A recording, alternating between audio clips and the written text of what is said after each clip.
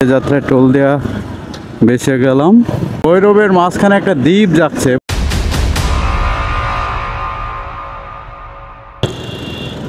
সামনে যে টোল প্লাজাটা দেখতে পাচ্ছেন, এটা হচ্ছে আপনার ভৈরব সেতু টোল প্লাজা। এখন আমি ভৈরব সেতুতে উঠব। বাইকওয়ালাদের মনে হয় কোনো টোল নাই, যেহেতু আমার সামনে দিয়ে একটা বাইক চলে গেল। যাক, মনে হয় এ যাত্রায় টোল দেয়া বেঁচে গেলাম।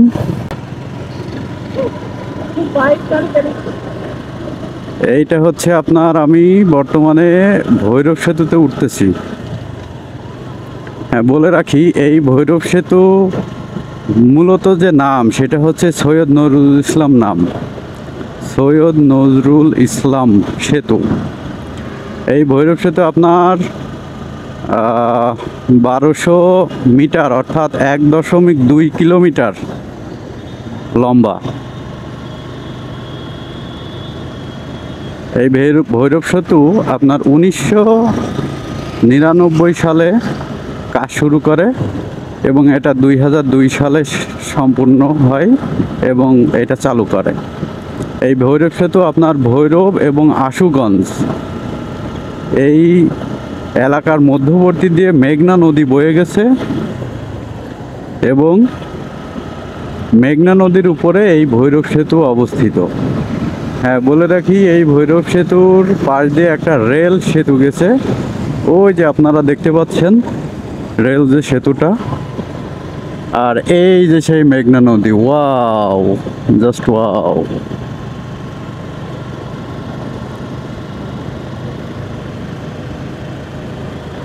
এটা হচ্ছে আপনার ঢাকা টু সিলেট মহাসড়কের একটা অংশ এবং যোগাযোগ উন্নয়নের একটা বড় ভূমিকা রাখে এই ভৈরব সেতু।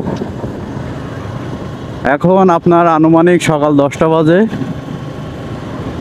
রাতে সম্ভবত এই ল্যাম্পপোস্টগুলো জ্বলে, আরও সুন্দর দেখা যায়।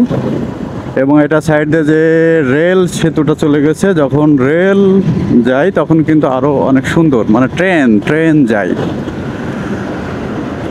দেখুন, ভৈরবের মাঝখানে একটা দ্বীপ যাচ্ছে এবং মনে হচ্ছে ওখানে কিছু বসবাসও আছে, অথবা কোনো পার্ক সিস্টেম।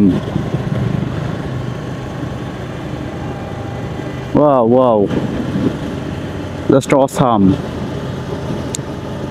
আপনারা এই ভৈরব নরসিংদী আসলে এই সেতুটা উপভোগ করতে পারবেন আশা করি।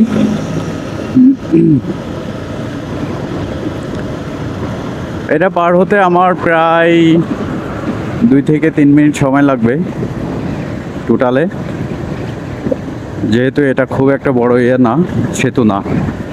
তারপর আমি আপনাদের দেখানোর জন্য খুব ধীরে আমার বাইক চালাইছি আমি, যাতে ক্যামেরায় সুস্পষ্টভাবে চলে আসে। যাই হোক, এটা আমি ভৈরব সেতুটা শেষ করে ফেললাম।